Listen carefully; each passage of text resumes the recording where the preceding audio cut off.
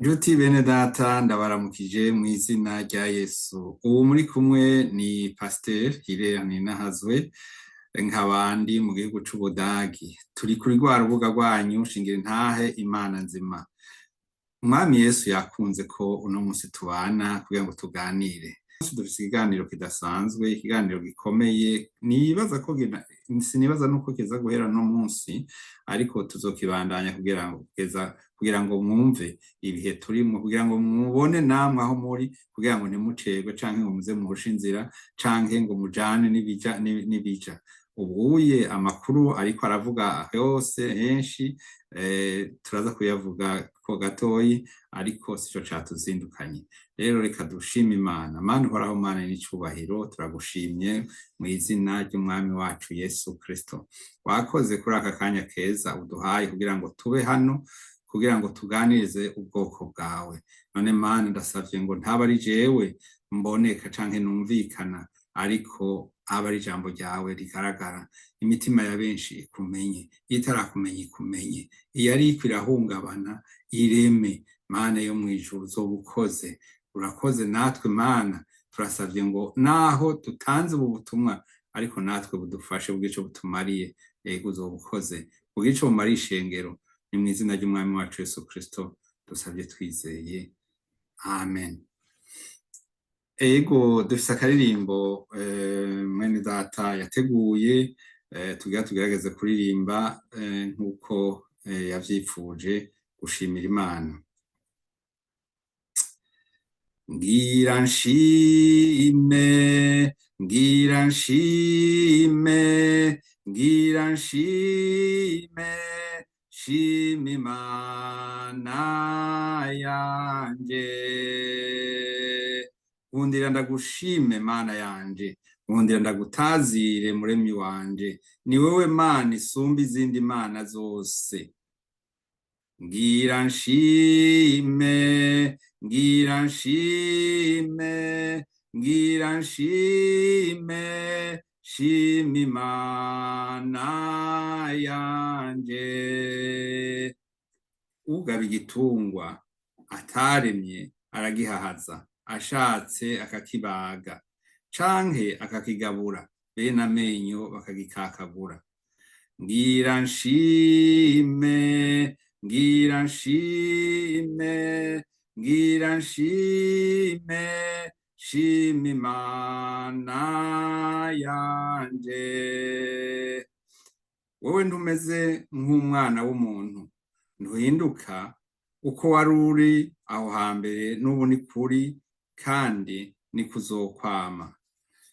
Ngira nshime, ngira nshime, ngira nshime, shima Imana yanje. Nari narazimiriye kure mu mwiza, nari narishwe n'ivyaha, maze urungika umwana wawe Yesu Kristo araza arantabara. Reka nshime, reka nshime, reka nshime, shima Imana yanje. Nzokwama nirata uwo mwana kubwo gupfa no kuzuka kwiwe. Nanje nagizwe muzima ku buntu kubw'urukundo rwiwe. Reka nshime, reka nshime, reka nshime, shima Imana yanje. Amen. Ego nongeye kubaramutsa rero aho muherereye hose, aho mu karere k'ibiyaga bigari, mu Burundi, mu Rwanda, muri Tanzania no muri Congo no muri Kenya no mu Buganda, gushika no muri Somalia, gushika no muri Sudani y'Epfo, gushika muri Zambia, gushika muri Zimbabwe na Afrika y'Epfo na Mozambique. Turabaramukije abari hariya muri Mozambique, turabakunda cane. Numvise ko hariho n'abari muri Namibia, nabo turabaramukije cane. Turamukije abari mu bihugu vya Afrika y'uburengero, abari muri hariya muri za Togo, za Cote d'Ivoire, za Benin, abari mu buseruko ivyo bita Corne de l'Afrique, hariya muri Ethiopia, turabaramukije mwese. Turamukije rero n'abari hano i Buraya tubana, turamukije abari muri Aziya, muri Australia bariyo, kandi hariya muri Korea turabataje cane, barizi. Turamukije nabo muri Canada, nabo barizi, kandi nabo muri Amerika Latine ngira ngo ntabo turaronka, ariko nabo nyene turabaramukije, abo bahora batwumviriza rimwe na rimwe. Ni vyiza ko tubana nyakubana, kandi turaberetse Imana namwe kugira ngo aho muri mubone ukuboko kw'Imana. Yanezerewe cyane no kuba ngaha kuri uyu munsi. Iki kiganiro nagiteguye cyangwa nagihawe kera, ariko kikaza kirancika kubera umuntu ahamagarwa n'utu, ugasanga ategereje guhagarika ivyo arimwo, ugaca usanga ugarutse ya majambo ntagitondetse kwa kundi. Ijambo rivuga ngo umunara w'i Babeli ugeze kure. Mwaba mumbaza muti mbega umunara w'i Babeli ubu ni ubuvuga? Ko umunara w'i Babeli wigeze kubaho kera, none warasubiye. Ikigo kirubakwa kw'isi giteye nkabo, kandi muzogenda mubikurikirana muvyumve. Reka tuhasome kugira ngo muvyumve ivyabaye ico gihe, muheze mumenye ibiriko biraba, muzovyumva muri iki kiganiro tugiye gutangura. No musi nababwiye ngira ngo duhereye ku n'igice ca mbere, sinzi ko hazabamwo ibice bibiri canke bitatu, ko nabonye umwami agenda anyongera ibindi bice, anyereka izindi ayandi majambo yofasha umuntu, ku buryo rero jewe ntarasobanurwa neza ngo menye ngo iki kiganiro kizogera ku bice bingahe. Ico nzi gusa nuko uzofata ingingo yo kwihana no gutunganya n'umwami wacu Yesu Kristo, uwo nta kabuza azobona agakiza. Haleluya. Reka dusome aya majambo nkuko nabibabwiye mw'itanguriro igice ca 11, murantunga, igice ca 11. Reka duhere ku murongo wa mbere. Imana iyoberanya indimi z'abantu. Abo mw'isi yose bari bafise ururimi rumwe no kuvuga kumwe, nuko bariko baragenda berekeye iburasirazuba, babona ikiyaya mu gihugu c'i Shinari. Bagereraho baravugana bati, ngo tubumbe amatafari tuyaturire neza. Nuko bakoresha amatafari mu gishingo c'amabuye, na kaburimbo mu gishingo c'ubudongo. Baravuga bati, ngo twiyubakire igisagara, umunara uzushikire ijuru, kugira ngo twironkere izina rya rurangiranwa, twoye gusabagira mw'isi yose. Maze Uhoraho amanukanwa no kuraba ico gisagara n'uwo munara abana b'abantu bubatse. Uhoraho aravuga ati, raba n'ihanga rimwe, kandi bose basangiye ururimi rumwe. None iki nico batanguye gukora? Erega nta kizobananira noneho kuco bazogabira gukora. Nuko ngo tumanuke tuyoberanye ururimi rwabo, boye kumvikana mu kuvuga kwabo. Nuko Uhoraho abasabagiriza mw'isi yose, baca baheba kubaka ca gisagara. Haleluya. Nuko Uhoraho, niko ijambo rivuga, ati nuko Uhoraho abasabagiriza mw'isi, baca baheba kubaka ca gisagara. Twibuke ko bashaka kwiyubakira igisagara, n'umunara uzoshikira ijuru kugira ngo baronke izina rurangiranwa boye gusabagira mw'isi yose. Bayobewe rya jambo ry'Imana riri muri Zaburi 100:3 rivuga ngo mumenye yuko Uhoraho ari we Mana, niwe yaturemye natwe turabiwe, turi abantu biwe, turi intama zo mu canya ciwe. Twebwe abantu dushobora kwigira akagarama ruganda ngo twibaze ko ari twe twiremye, nk'uko duhora tubona abantu baronse ibintu rimwe na rimwe bigira ibintu byo kumenga nibo baremye ijuru n'isi. Imana niyo yaremye umuntu mw'ishusho yayo. Imana yaremye umuntu mw'ishusho yayo, yaremye abantu bari uburyo bubiri. Abantu rero ubu bageze aho bibaza ko ari bo bonyene bakwiye gufata ingingo ingena umuntu ategerezwa kumera. Inyuma yo kuva canke n'ubu nico bahagaze ko kuco bita teori ya evolution yanditswe yahinguwe n'umuhinga yitwa ngo Darwin, ivuga yuko abantu bavuye mu mazi bakaba ikinyamurobo hanyuma bagaduga bakaba gushika aho baba inkende canke inguge hanyuma ngo bagahinduka bakaba umuntu muri buno buryo turimwo. Hariho ibyo tutazi twari dukwiye kuvyemera, ariko jewe ico nemera ijambo ryahumetswe n'Uhoraho. Uko uri niko Imana yashimye kugira ngo ubeho. Ego jewe haraho bishika nkaza kugurira amashurwe umudamu umfasoni wanje canke iyo habaye abashitsi turagura amashurwe kubakira. Iyo ni kimwe mu novuga mu buzima bw'abantu babaye ino, canke iyo tugendeye ababaha bo barakunda amashurwe. Rero nk'amashurwe yitwa amaroza ni amashurwe amota neza cane, afise amabara ariko atandukanye. Utwaye ibara rimwe gusa nibaza ko bitobira bigira insiguro, ariko ntibiba vyiza nk'iyo utwaye ayavanze arimwo aka kabara irindi kandi. Abantu rero bose barazi yuko bavutse kandi barazi yuko bazopfa.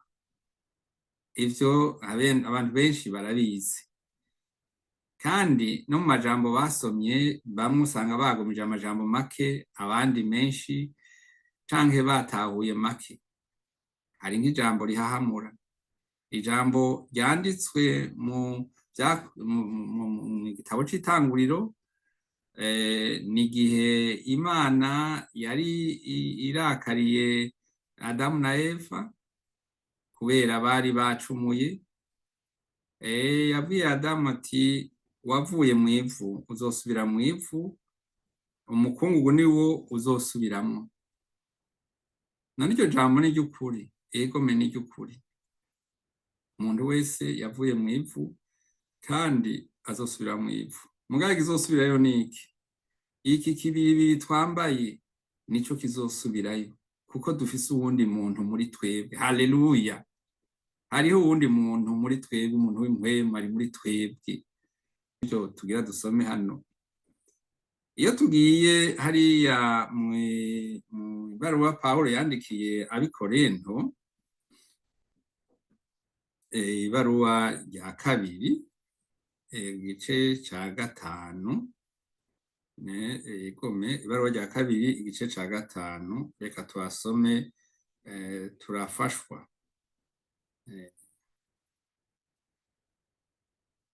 Ivugiye ati turazi yuko inzu y'urusago yacu yo kw'isi niyaramuka isambuwe dufise inyubako iva ku Mana, inzu itubatswe n'amaboko itazoshira iyo mw'ijuru.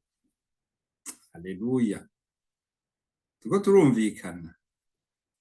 Hariho iyindi nzu atari iki kibiribiri twambaye, ariko inzu yo mw'ijuru tuzoronka. Abafilipi 3 igice ca 20. Hariya handitse ngo tweho iwacu ni mw'ijuru, niho twiteze umukiza ko azova, niwe mwami wacu, niwe mwami Yesu Kristo.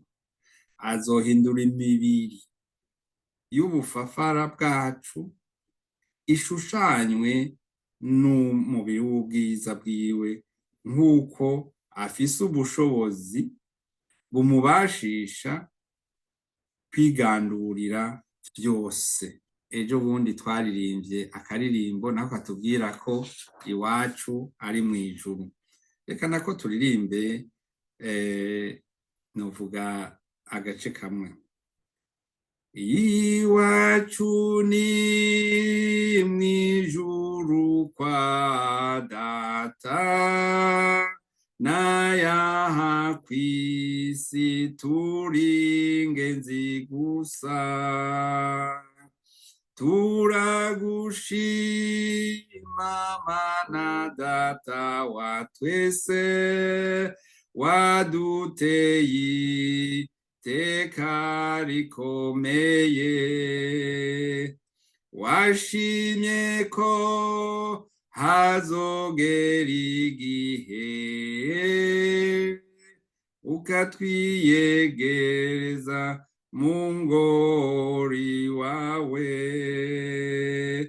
Mu mwami Yesu twaronse ubugingo, mu mwami Yesu twarakijijwe. Ivyatunesha n'ivyatunaniza wabihinduye ubusa kubwa Yesu Kristo.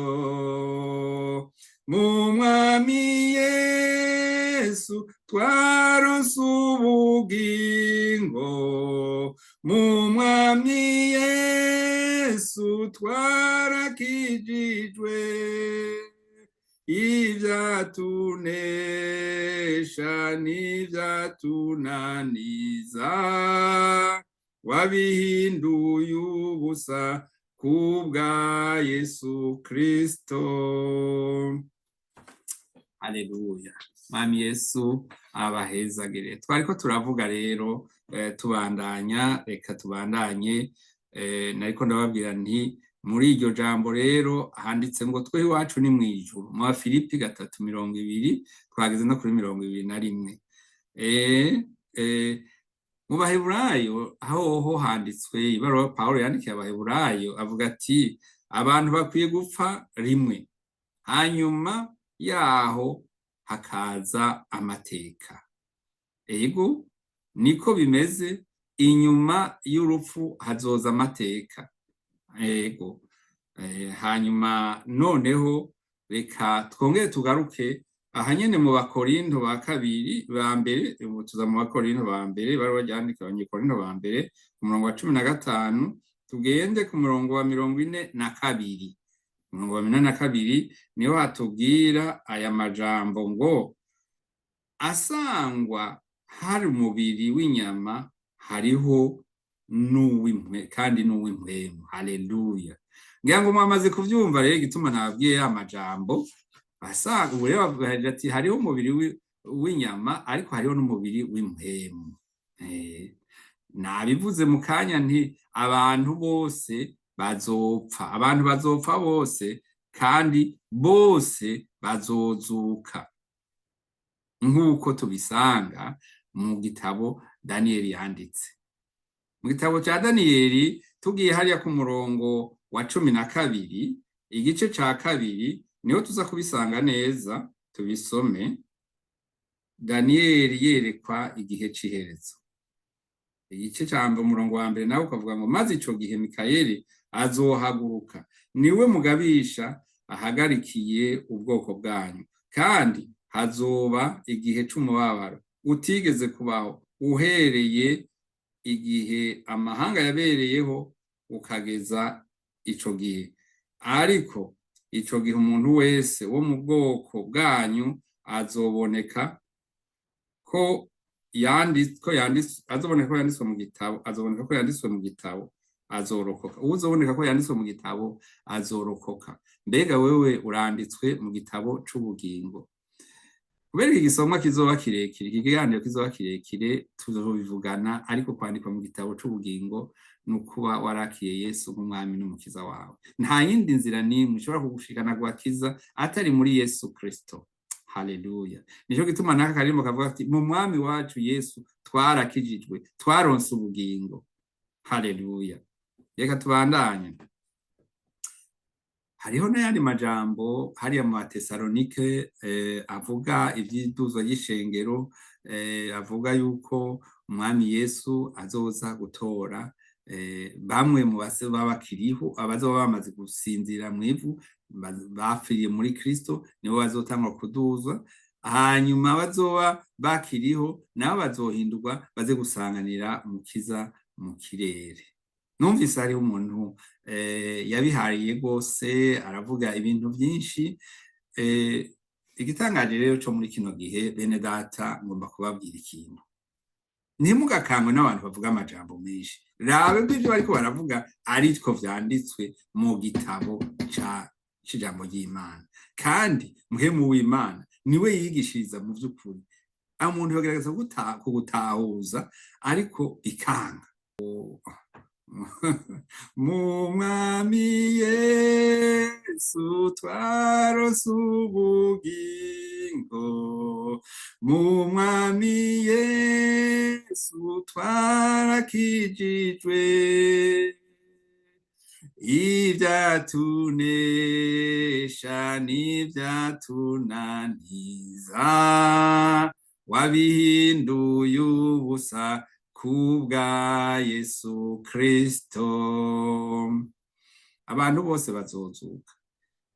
Reka mbere duhereze kw'ijambo riri mu vyakozwe n'intumwa 4, kugira ngo iki gice ca mbere tubanze tukigeze ngaha, tuzobandanya ubutaha. Handitswe ngo kandi nta wundi agakiza kabonerwamwo ko atarindi zina munsi y'ijuru ryahawe abantu dukwiye gukirizwamwo. Usomye imbere yaho arabona ko aha ni Yesu Kristo bavuga. Yesu rero abahezagire, nkaba ndabifurije umunsi mwiza,